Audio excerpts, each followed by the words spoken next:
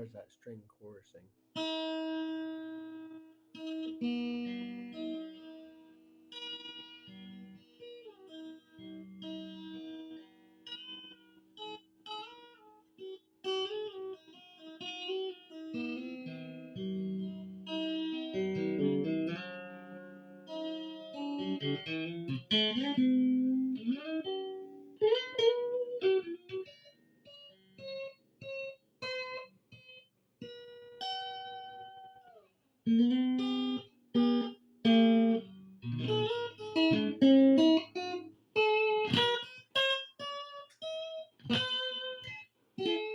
Sounds good when we go back to tone a bit.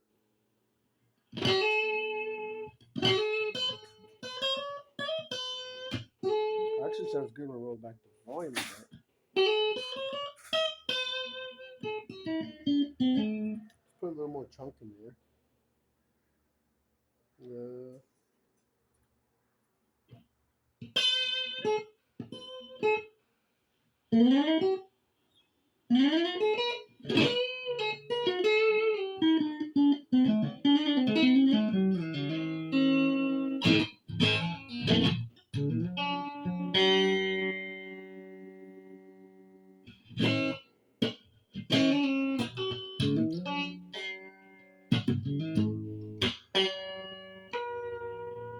It harmonics nice because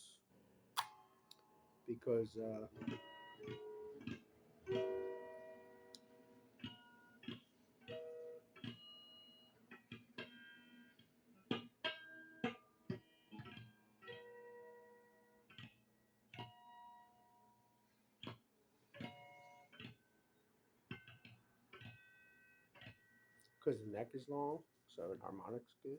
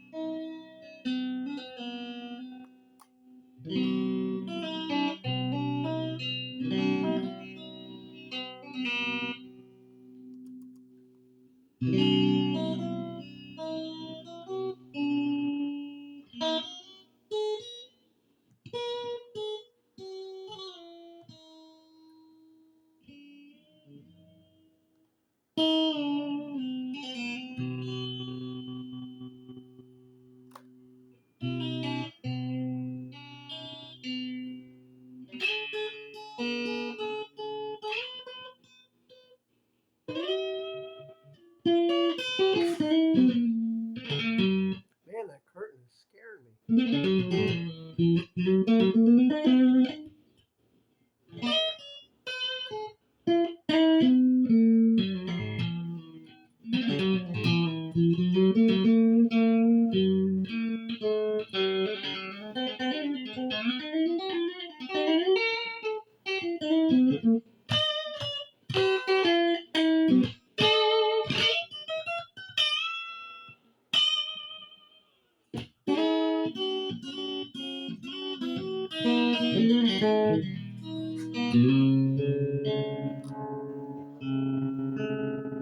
There's a splitter in this coil.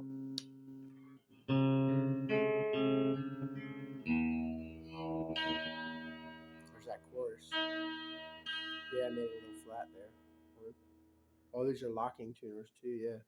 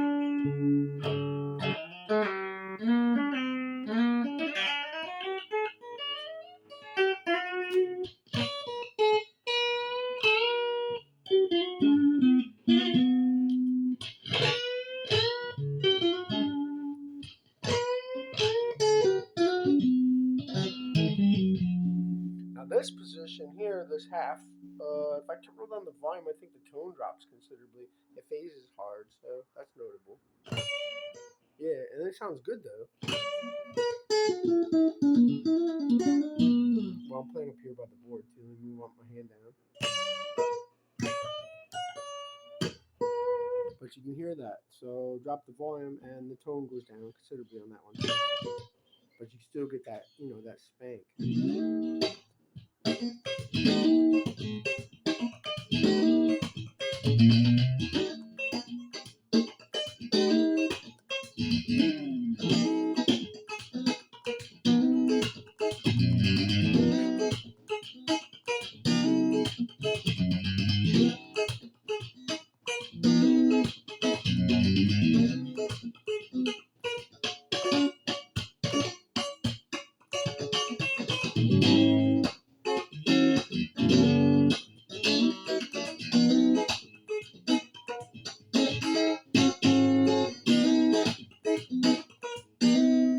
Roll down the volume. Gets a lot darker, but you get, another sound out of that position. There's kind of some kind of phasing going on there. I heard this all the way up with the tone rolled down some.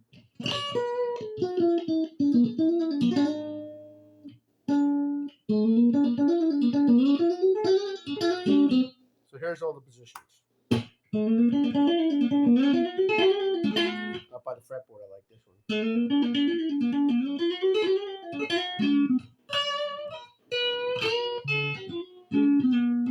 Next position. Oh, wait a minute, the tone knob was down. My bad. Back top.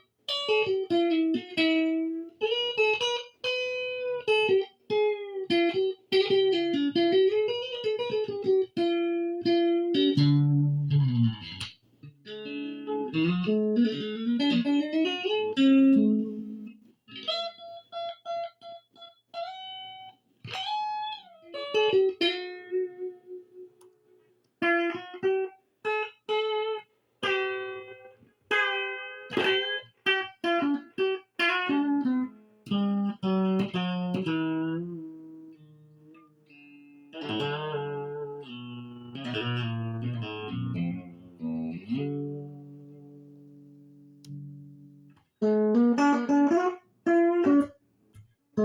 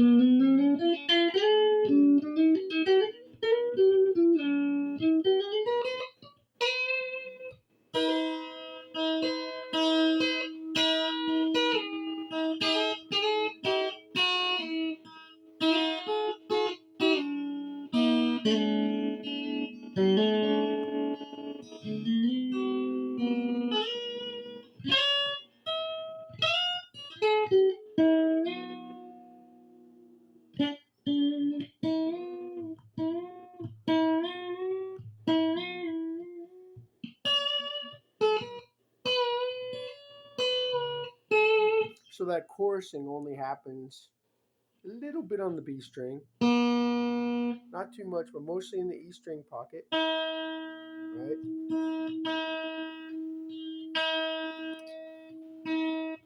You can hear it better with other strings and choruses. But if I was to put a string tree, right,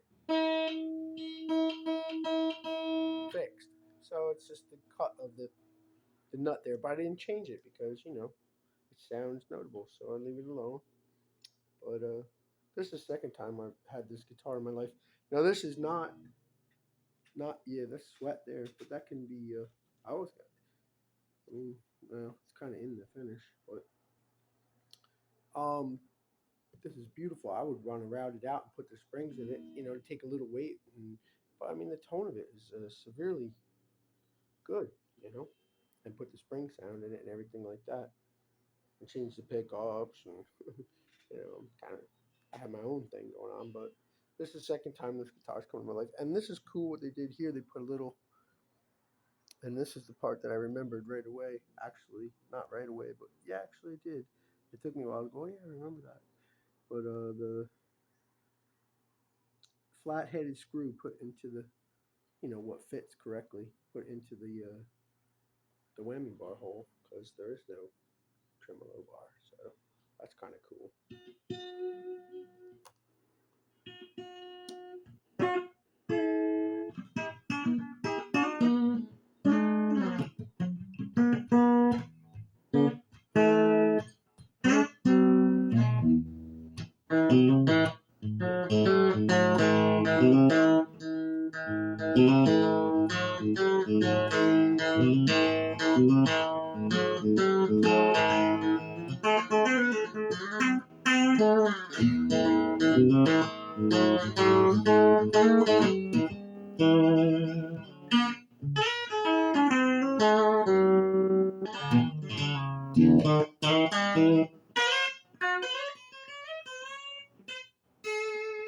So it's kind of fun because there's a lot of room on the neck. It's a little bit longer scale, and then of course you got the extra frets up here, which I never use. But once I played this guitar, and then I went to my short scale guitar, which is my first thing.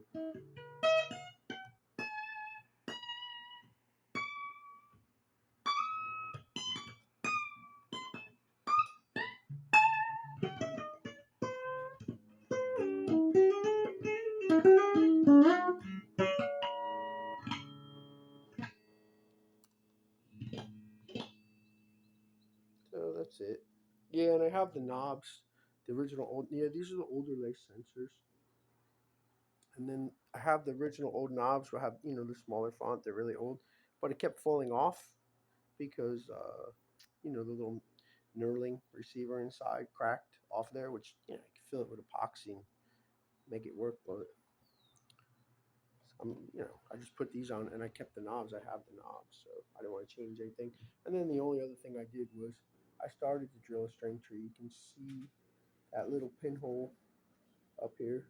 You can barely see it, honestly. And it sounded, it didn't resonate as well. I wasn't worried so much about the chorusing string, but it didn't resonate as well, in my opinion, with a string tree. So if someone was going to change this, just cut it back a little or fill and cut, whatever, would not use a string tree. I would think I would not want to use a string tree. It didn't sound as good. It did not sound as good because it resonates. It resonates.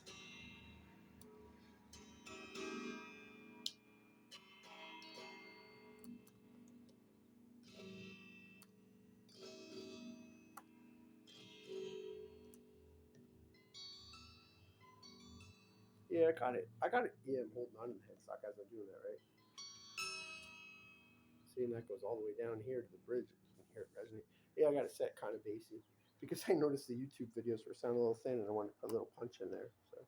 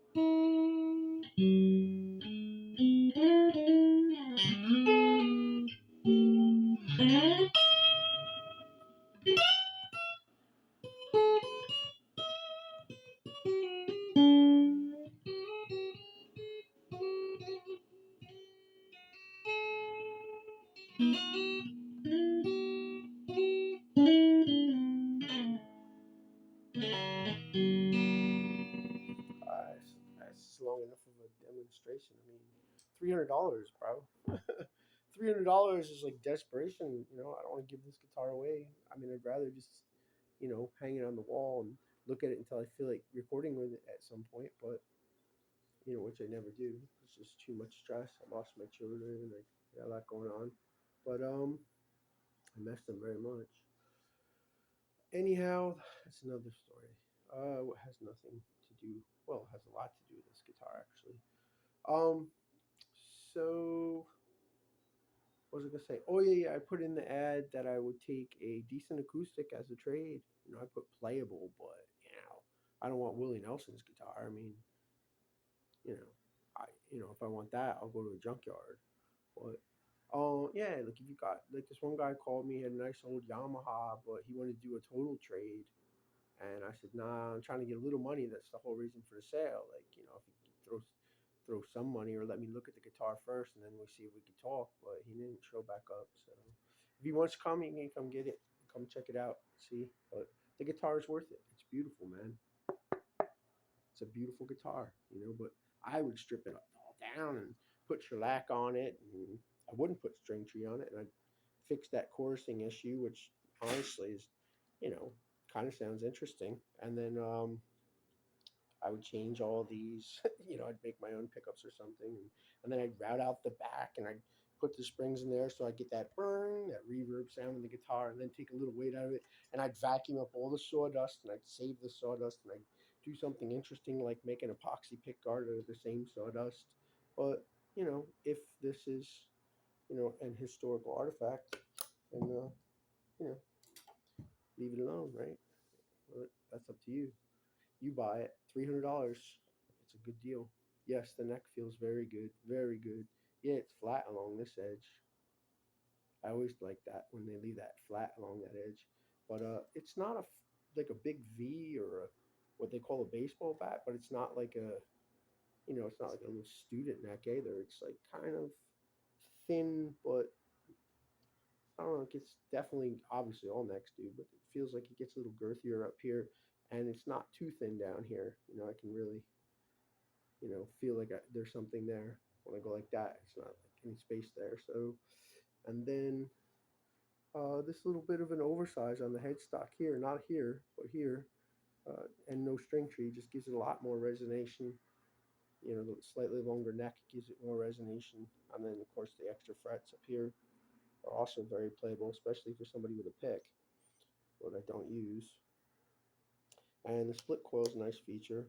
And then, like I said, the little mystery function here would add a phase because these are two, I guess, of the same winding.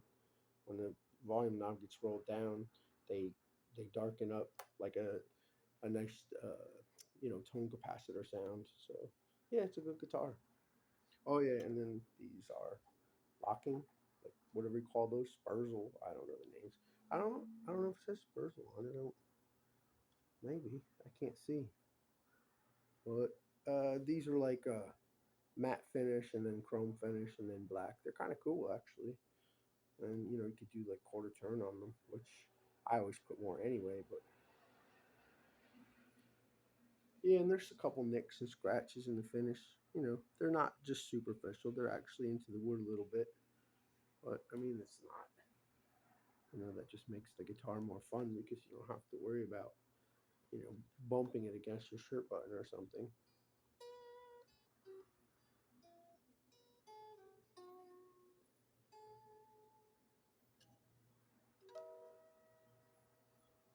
So there you go.